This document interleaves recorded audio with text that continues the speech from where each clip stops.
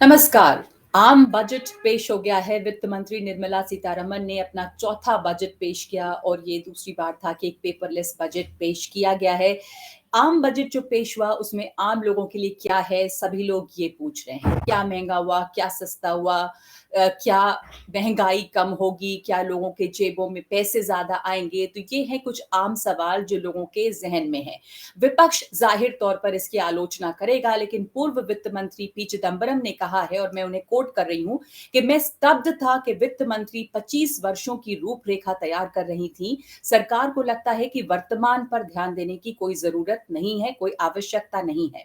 जनता को अमृत काल के उदय होने तक धैर्यपूर्वक इंतजार करना होगा।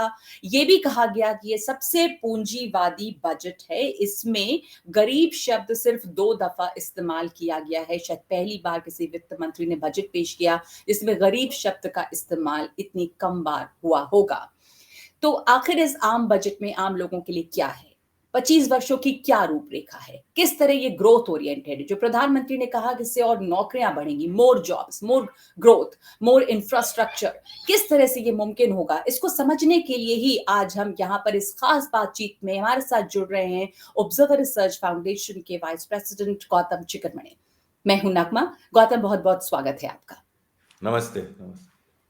गौतम, कल लगातार बजट पे चर्चा हुई। बहुत लोगों ने बहुत कुछ कहा, समझने की कोशिश की। आपने सुना कि विपक्ष ने क्या कहा है, इसे पूंजीवादी बजट भी कहा गया है। गरीब शब्द का इतना कम इस्तेमाल हुआ। कहा गया कि 25 वर्षों की रूपरेखा है, लेकिन वर्तमान पर ध्यान देने की आवश्यकता सरकार को नहीं लगी। पर पहले मैं आपसे समझना चाहूँगी, आपके हिसाब से ये बजट जो है, इसमें क्या बड़ी बातें हैं, क्या अच्छी बातें हैं? आम लोग इससे क्या समझें? ये बजट इकोनॉमिक क्राइसिस के दौरान आ रहा है। तो सबसे पहली बात जो समझने वाली है और जिसका हमें थोड़ा कंजर्वेटिवली सोचना पड़ेगा, वो ये है कि अगर इस बजट में सरकार ने टैक्सेस नहीं बढ़ाए, ये बहुत बड़ी बात हो गई है। पहले घटा चुकी हैं ऑलरेडी निर्मला सीतारमण जी, और इस बजट में टैक्सेस ना बढ़ें, ये बहुत अच्छी बात है। दूसरी, हर बजट यही कहा जाता है कि टैक्स कम हो, हमें ये बेनिफिट मिले, इस कलेक्टिव को, गरीबों को वो मिले, अमीरों को ये मिले, इंडस्ट्री को ये मिले, एग्रीकल्चर, फार्मर्स, इन सबको कुछ ना कुछ मिलता जाए। ठीक है। क्या हम नॉर्वे हैं जहां हमारा पर कैपिटा इनकम $80,000 है? जी नहीं। हम भारत हैं, $2,000 है हमारा इनकम। हो सकता है कि हम भारत की 6th लार्जेस्ट इकोनॉमी है 2.7 ट्रिलियन में। हो सकता है हम इसी दशक, इसी अगले 10 सालों में, अगले 3 सालों में जर्मनी से आगे निकल जाएंगे, अगले 7-8 सालों में जापान से आगे हम 3rd लार्जेस्ट इकोनॉमी बन जाएंगे। मगर इतना याद रखिए, हम गरीब देश हैं। जितने भी बड़े हों, हमारी जनसंख्या इतनी ज्यादा है कि वो जो भी नंबर्स जो आते हैं जीडीपी के, वो कम है। दूसरी तरफ टैक्स कोई देना नहीं चाहता। टैक्स आप कम करते जाइए, हमें ये बेनिफिट दीजिए। तो एक तरफ टैक्स कम हो, दूसरी तरफ हर जगह बेनिफिट्स दिए जाएं, ये संभव नहीं है। फाइनली, आपने पूछा ये ग्रोथ कैसे है। वो ऐसे है कि अभी आपने कुछ कहा कि ये सबसे कैपिटलिस्ट बजट है। मैं तो जी, कहता हूँ इससे बढ़िया विपक्ष कोई चीज विपक्ष का मैंने ये सुनी कहना नहीं। है। मैं पिछले 20-25 सालों से बजट्स को ट्रैक करता जा रहा हूँ, लिखता हूँ, एनालाइज करता हूँ। मैंने मनमोहन सिंह जी की 1991-92 बजट देखी, जब वो फाइनेंस मिनिस्टर थे। मैंने चिदम्बरम की 97 वाली बजट देखी, जब उन्होंने 3 टैक्स स्लैब्स लाए थे। मैंने हर तरीके के फाइनेंस मिनिस्टर को आते जाते देखा, उनसे पहले वाले मिनिस्टरों के बारे में पढ़ा। लेकिन कि ये सबसे कैपिटलिस्ट बजट है, इसको मैं आरोप नहीं मानता हूं, मैं इसको कांग्रेचुलेशंस मानता हूं। ये बहुत अच्छा कमेंट है और बहुत अच्छी ऑब्जर्वेशन है, और भगवान करे ये अब बढ़ते रहे। तो क्योंकि अगर ये अगर आपको कैपिटलिस्ट वेल्थ बजट क्रिएट होता करना है, है, तो आप अगर कह रहे हैं आपको वेल्थ जॉब क्रिएट क्रिएट हो। करनी है, तो वो घर बैठे बैठे नहीं होने वाली है। हुँ। सरकार नहीं देने वाली है, वो प्राइवेट एंटरप्राइज ही देगा। और प्राइवेट एंटरप्राइज अपना पैसा किसी और के लिए क्यों डाले, आप ये मुझे समझाइए। जब तक उसको मुनाफा प्रॉफिट नहीं है, यानी एक अंडरलाइंग बिजनेस एटमॉस्फेयर होना चाहिए, जो कि it is the only role of the government, क्या हुँ। अंडरलाइंग एटमॉस्फेयर एनेबलिंग मैकेनिज्म बनाइए, जो भूखे हैं उनको खाना, कपड़ा और हाउसिंग, इस प्रकार की चीजें वेलफेयर बाजी कीजिए। मगर अगर आप प्राइवेट इनिशिएटिव कैपिटलिस्ट्स को पैसा लगाने से रोकेंगे या उनके ऊपर बाधाएं डालेंगे, तो ना रहेगी नौकरी, ना रहेगी prosperity, you will only redistribute poverty, जैसे हम कई अरसे से करते जा रहे हैं। अब तो हमारा देश आगे बढ़ना शुरू हो रहा जी, है। ये जी। बहुत अच्छा कमेंट है और मैं कहता हूं हर बजट में निर्मला सीतारमण जी ऐसा ही करें, और सरकार बदले तो नया फाइनेंस मिनिस्टर भी यही करे कि कैपिटलिस्ट बजट हो अगर, तो ये अच्छी बात है, ताकि जी। आप कह रहे हैं कि धन, पूंजी, इसको बढ़ाने की ज़रूरत है, ना कि गरीबी को रीडिस्ट्रीब्यूट करने की, क्योंकि आप उससे जी। और गरीबी को बढ़ावा देते हैं। जब तक वेल्थ बनता नहीं है, तब तक कहाँ से उस वेल्थ को आप बाँटेंगे? जी। अच्छा पॉइंट है ये। इसी पे लेकिन ये भी कल एक कमेंट आया कि जिस तरह का बजट था, शेयर बाज़ार में बिल्कुल उत्साह नहीं देखा गया और बजट में कोई उत्साह नहीं था, वही असर शेयर बाज़ार में दिखा। बहरहाल कहा गया, आपने भी कहा कि अंडरलाइंग माहौल जो है, अंदरूनी स्तर पे, वो ये है कि ये ग्रोथ को बढ़ावा देगा, ये विकास को बढ़ावा देगा। प्रधानमंत्री ने भी कहा मोर ग्रोथ, मोर जॉब्स। तो अगर कुछ हम इसकी डिटेल्स में जाएँ कि किस तरह से ये ग्रोथ को बढ़ावा देता है? ऐसी क्या इसमें चीज़ें हैं जिससे एक इंसेंटिव होगा ग्रोथ के लिए? पहली बात तो ये है कि अगर आप ग्रोथ जब देखते हैं, ग्रोथ सरकार से नहीं आती, ग्रोथ प्राइवेट एंटरप्राइजेस से आती है। मगर इस समय एक इकोनॉमिक क्राइसिस के थ्रू सारी दुनिया जा रही है, भारत उससे बचा नहीं है पैंडेमिक की वजह से। मगर अभी जो आईएमएफ ने जो प्रोजेक्शंस निकाले, जो इकोनॉमिक सर्वे में जो प्रोजेक्शंस आए हैं, वो उससे भी आगे हैं। भारत अगले 3 साल दुनिया की फास्टेस्ट ग्रोइंग इकोनॉमी होने वाला है। तो ये हमारे लिए अच्छा है।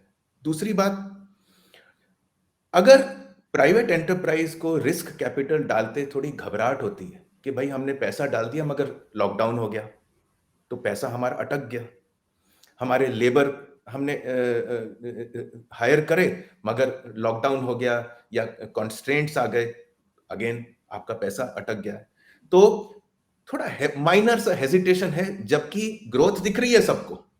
Not only that, expectations of growth नहीं है, रियल ग्रोथ भी है। अगर आप देखें जीएसटी का कलेक्शन जनवरी में कितना था, 1.4 लाख करोड़, जो कि जब से जीएसटी चालू है सबसे ज्यादा है इस क्राइसिस के दौरान। यानी अगर ये क्राइसिस से हम आगे निकले तो ये ग्रोथ आएगी। जीएसटी एक छोटा सा स्टैटिस्टिक है, ऐसे कई और स्टैटिस्टिक्स भी हैं जो कि दिखा सकते हैं कि ग्रोथ हो रही है, मगर प्राइवेट कैपिटल थोड़ा हेजिटेट करेगा।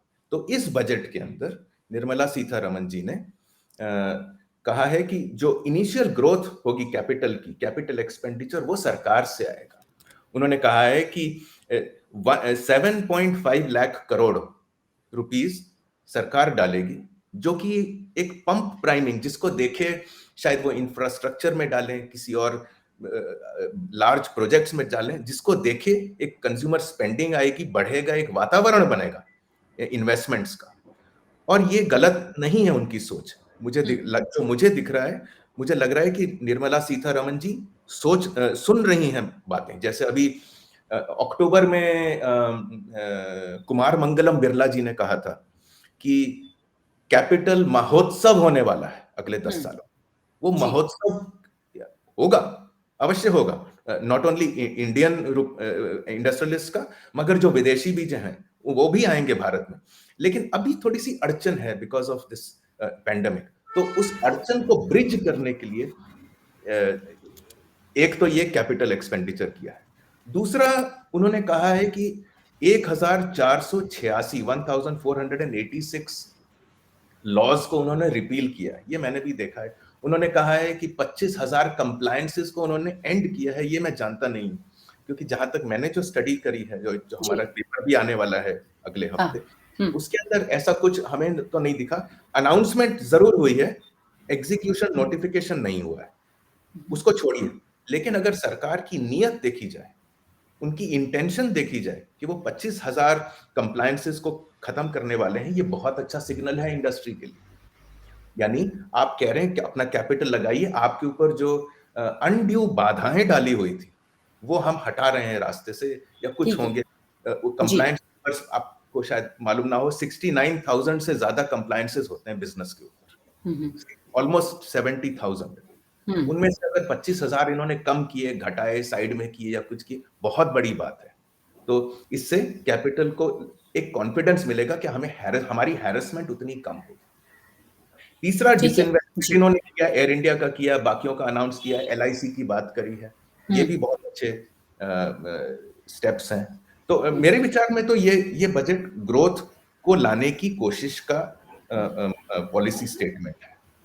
आप कह रहे हैं कि ये जो बजट है वो एक पॉलिसी स्टेटमेंट है कि और ज़्यादा किस तरह ग्रोथ यहाँ पर शुरुआत हो एक तरह से ग्रोथ की। अ, तो इसके अलावा जो कल जिन लोगों को ये बजट सही नहीं लगा, जो कह रहे हैं कि ये इस बजट में कुछ नहीं है या गरीबों के लिए कुछ नहीं है। एक क्रिटिसिज़्म ये भी रही है गौतम के जो अगर हम माइक्रो इकोनॉमिक्स देखें, मैक्रो इकोनॉमिक्स पे अगर ग्रोथ फ़ोकस है, तो वेलफेयर पे फ़ोकस कहाँ है? लोगों के कल्याण पे या कल्याणकारी अब ठीक है कि 60 लाख नौकरियों की बात हुई है, घरों की बात हुई है, पर एक बहुत बड़ा तबका जो कि इस पैंडेमिक और महामारी के दौरान बहुत बुरी हालत में रहा है उनके हैंड होल्डिंग की शायद ज़्यादा ज़रूरत थी। तो ये कुछ वेलफेयर पे कैसे देखते हैं आप, कैसे आँकते हैं इस बजट को? हर वेलफेयर, हर पॉलिसी स्टेटमेंट में होना जरूरी नहीं है। बजट से पहले 500 रुपए हर महीने लोगों के पास गए हैं, घर में खाना गया है, सस्ते दामों पे, कंप्लीटली सब्सिडाइज्ड दामों पे, और इसका पूरा स्टैटिस्टिकल डेटा अवेलेबल है और वो चलता भी रहेगा अगर लेकिन जो अनऑर्गनाइज्ड सेक्टर है, जो बहुत बड़ा तबका है, उनकी मदद के लिए या जो छोटी इंडस्ट्रीज़ हैं, जो कि रिकवर नहीं कर पाए हैं, देखा गया है कि बड़ी इंडस्ट्रीज़ रिकवर कर पाई हैं, बड़े कारोबार रिकवर कर पाए हैं, उनके लिए। उनके लिए ऐसा कुछ खास तो मुझे दिखा नहीं, और जी। इतना खास होना जरूरी भी, यही तो मैं आपसे कह रहा था शुरू में, कि हर बजट में हर आदमी के लिए, जनसंख्या के लिए हर कुछ मिले, ये संभव नहीं है। अगर एटमॉस एनेबलिंग मैकेनिज्म बना दिया, वो बहुत है, मगर ऐसा नहीं है कि वेलफेयर नहीं है। अभी पानी के ऊपर बहुत बड़ी चर्चा हुई है, अभी 60,000 करोड़ इन्होंने पानी लाने की बात करी है, जो कि घर में नल चलेगा, हुँ। 60,000 करोड़। जी। एग्रीकल्चर के अंदर उन्होंने नई प्रोक्योरमेंट चालू किया, जो कि हर साल हर बजट में होता है एग्रीकल्चर। वैसे एक बात बताऊं आपको, हर बजट में एग्रीकल्चर शुरू के इंट्रोडक्शन के बाद 6, 7, 8 पैराग्राफ्स एग्रीकल्चर के होते हैं। इस बार उनको थोड़ा नीचे डाला है, सही किया है। एग्रीकल्चर का योगदान हमारी इकोनॉमी में बहुत थोड़ा है। उसको अगर हैंड होल्डिंग चाहिए, एग्रीकल्चर को नहीं चाहिए, गरीब फार्मर्स को चाहिए। लेकिन जो जो बेनिफिट्स जा रहे हैं, जैसे आपने देखा पिछले 3 फार्म लॉज को कैसे रिपील करना पड़ा, वो बेनिफिट्स अमीर फार्मर्स पे जा रहे हैं, मिडिल मैन के पास जा रहे हैं। और इससे ये बहुत दुखद बात है कि ये 3 लॉज को वापस लिया गया। बट एनीवे, इस बजट के अंदर भी एग्रीकल्चर के लिए डाला गया है।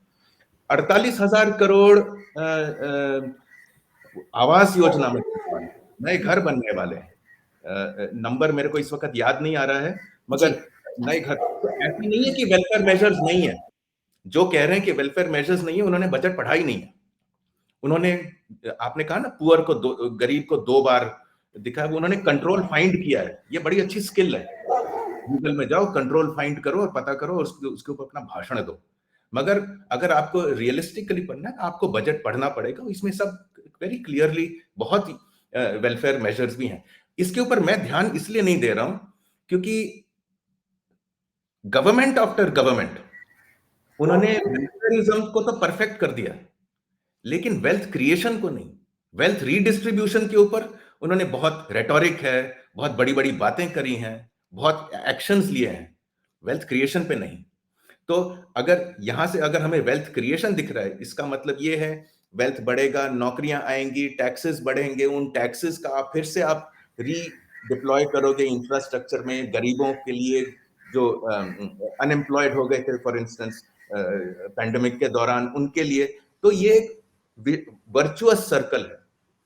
मेरा कहना इतना है, गरीबों की मदद करना सरकार का धर्म है, लेकिन हर कोई भारत में गरीब नहीं है। हम गरीब देश अवश्य हैं, लेकिन हर कोई भूख से नहीं मर रहा है। भूखा भूखा मुझे तो कोई दिख नहीं रहा। अगर कोई स्टैटिस्टिक्स अगर हो तो आप बता दीजिए कि 1.4 बिलियन हवा के अंदर कितने भूख से मरे। हाँ, फार्म क्राइसिस है, लोगों को अनएम्प्लॉयमेंट हुई थी, इसमें और उसके साथ जो सपोर्ट गया वो भी हुआ था। आप चाहते क्या हैं कि टैक्सेस भी कम हो और बेनिफिट्स भी ज्यादा हो? अब आप ये संभव, इकोनॉमिकली संभव नहीं है, पॉलिटिकली बोलने में हो सकता है। ये तो हम मान सकते हैं कि विपक्ष जो है उनका काम है कि उनकी इसकी बजट की या किसी भी सरकार की पॉलिसी की खामियाँ और कमियाँ निकालें। विपक्ष का बहुत इंपॉर्टेंट रोल है नगमा इम्पोर्टेंट जी। जी, उनको जी, करोड़ रिसर्च कर करके दिखाना चाहिए कि गवर्नमेंट कहाँ पीछे रह गई है, क्या सरकार बिल्कुल। ने नहीं किया है। मगर सिर्फ बोलना कि सरकार ने कुछ नहीं किया है, ये हुँ, थोड़ा सा मुझे इर्रिस्पॉन्सिबल लगता है। हुँ, जबकि काफी चीजें हैं जो कि सरकार ने नहीं करी हैं, जो कि कर सकती है हर सरकार। द जी, बेस्ट ऑफ द जी। गवर्नमेंट।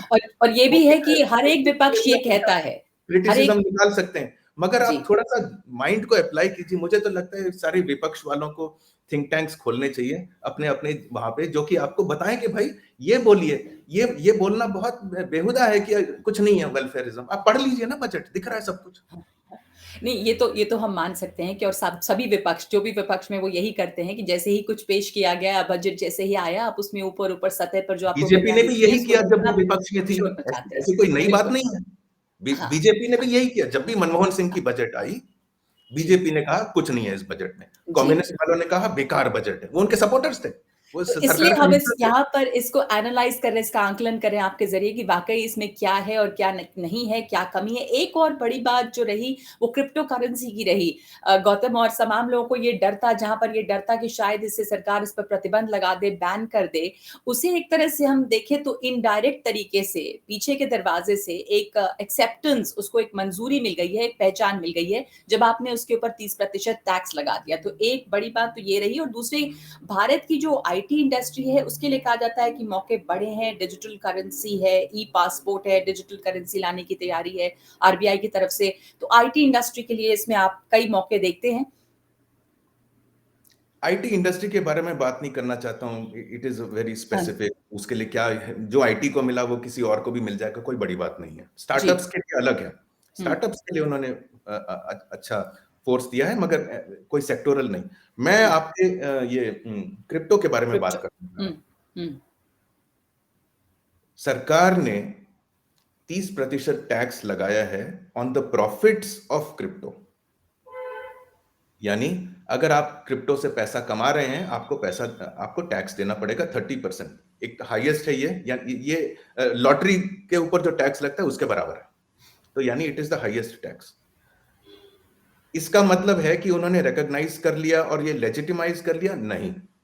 वो कानून अभी आने वाला है कि जो क्रिप्टो को बैन करना है, नहीं करना है, कैसे करना है, ऐसे करना है, वैसे करना है। वो कानून अभी आया नहीं है। वो वर्क इन प्रोग्रेस है। शायद बजट सेशन में आ जाए, शायद हुँ, अगले सेशन में आ जाए। जी, वो अलग बात है। फिलहाल इतना ही है कि अगर आपने पैसे कमाए क्रिप्टो से, तो उस कमाई का 30% आपको टैक्स देना पड़ेगा। उसका कोई ऑफसेट नहीं है, उसका कोई डिडक्शन वगैरह कुछ नहीं है। यानी it's a very stringent law, stringent tax policy.